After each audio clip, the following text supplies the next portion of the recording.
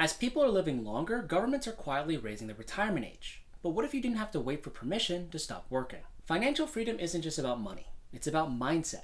It's being able to call the shots in your own life, and you're not going to get there just by cutting lattes and having an emergency fund. It takes grit, patience, and a clear vision on how you're going to get there. Let's go. The idea of retirement is actually a pretty new concept. For most of human history, you kept working, and working, and working, until either your body or your luck ran out. There were no pensions, no 401ks, no IRAs, and certainly no Medicare. Farmers worked the land until their hands gave out. Blacksmiths, merchants, servants, and seamstresses all kept at it as long as they physically could. Retirement wasn't even a concept, so there was no set retirement age. Life was short, and work was constant. Most people didn't live long enough to worry about growing old, and if they did, old age often meant poverty or hardship. If you were fortunate, your children would take care of you in return, feeding you, sheltering you, and keeping you warm through the winters. It was an unspoken agreement across many cultures. Parents raised you, and in return, you cared for them in their old years. You didn't stop working because you turned 65. You stopped because your body gave out. And for many, that meant working right up until the day that they died. There was no safety net, no second act, no golden years, just labor, survival, and maybe a prayer. Suddenly, in the 19th century, things started to change. In 1889, German Chancellor Otto von Bismarck introduced the first state-run retirement system. And the retirement age? 70. Fast forward to the 20th century, and the modern retirement dream started to take shape. Labor unions pushed for shorter hours, better pay, and safer working conditions. In 1935, the U.S. introduced the Social Security under FDR's New Deal.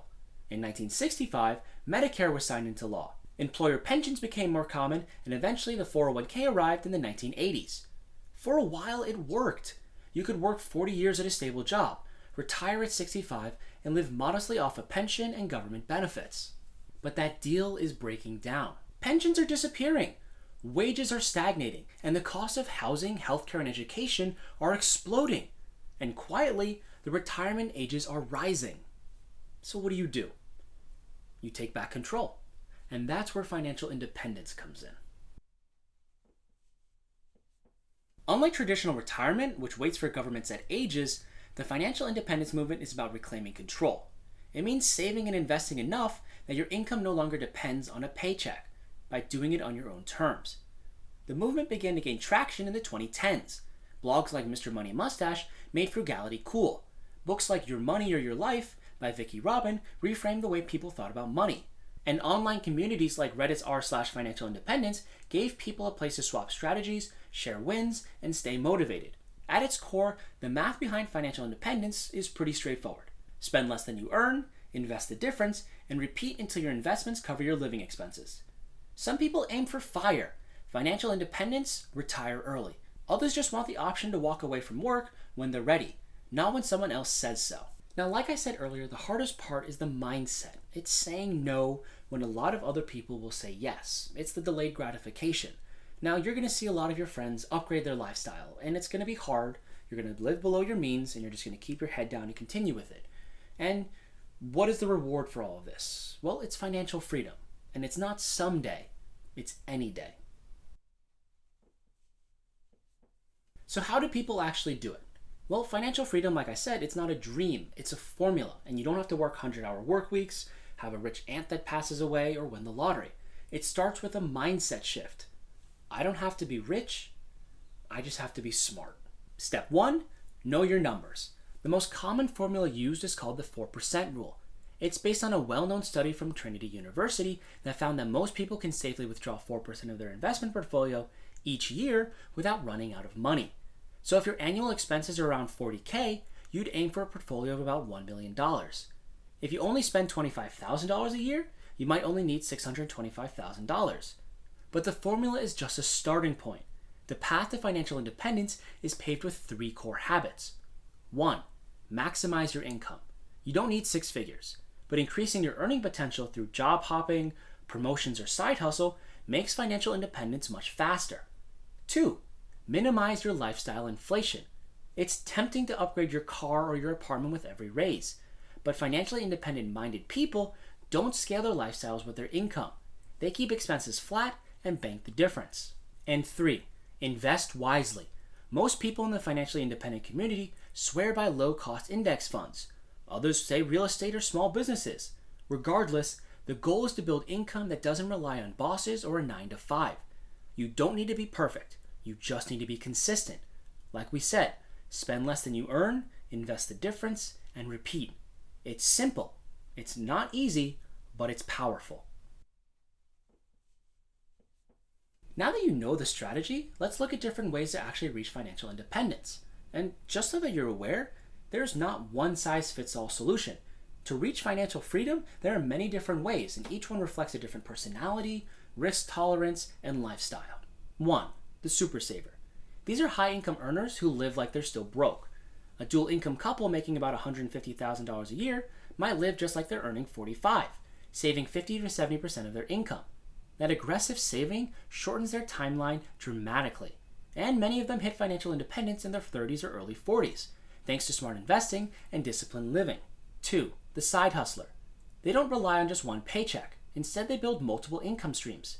YouTube channels, ebooks, tutoring, Etsy shops, affiliate marketing, short-term rentals. They reinvest most of that side income, turning hobbies into engines of wealth. 3, the geo-arbitrage play. These are the remote workers or early retirees who earn in a high-income country but live in somewhere cheaper. They take advantage of cost differences between places like the United States and Mexico, Portugal, Thailand, and Colombia, sometimes cutting their expenses in half without sacrificing quality of life. 4, the house hacker. They turn their home into a wealth-building tool, live in a duplex or a triplex and rent out the other units, buy a house with extra rooms and rent them out, or use Airbnb for their basement suite. By reducing or eliminating their biggest monthly expense, which is housing, they free up cash for investing. And 5, the slow path. Not everybody wants to retire at 35. Some just want options. They save and they invest steadily, but they take detours along the way. Career breaks, part-time work, passion projects, and probably a lot of traveling.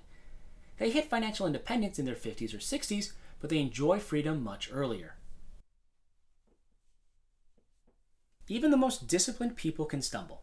So let's talk about the most common mistakes you may face during your journey. 1, focusing only on frugality. Cutting back is great, but you can't frugal your way to wealth if your income is too low. People can get stuck obsessing over $3 coffees while ignoring the bigger picture. 2, burning out. Some people go too hard too fast, cutting every joy out of their life in pursuit of financial independence. No trips, no restaurants, no social events, not seeing friends, just spreadsheets and ramen. And that can work for a while, but over time the burnout hits you hard. And when it does, people fall off entirely. Instead, build a lifestyle you can enjoy on the way to financial independence, not just after. 3, ignoring insurance and emergencies. It's easy to skip insurance or emergency funds when you're focusing on investing every dollar. But one accident, one job loss, or one illness can wipe out years of progress. Instead, you need to cover your bases. A good emergency fund and a basic insurance can keep your plan on track when life hits hard. Also, disability insurance is very important, so keep that in mind. 4, comparing your journey to others. Seeing someone retire at 32 can be inspiring or demoralizing. But comparison is the thief of joy. Everyone's path looks different. Incomes vary, life stages matter, and luck plays a role. Instead, stay in your lane. Measure progress against your own goals, not someone else's Instagram highlight reel. Financial independence isn't just about being rich. It's about freedom. Free to walk away, free to say no, or free to do whatever you want with your life and not have someone else control you. It will take time. It will be hard. But the reward?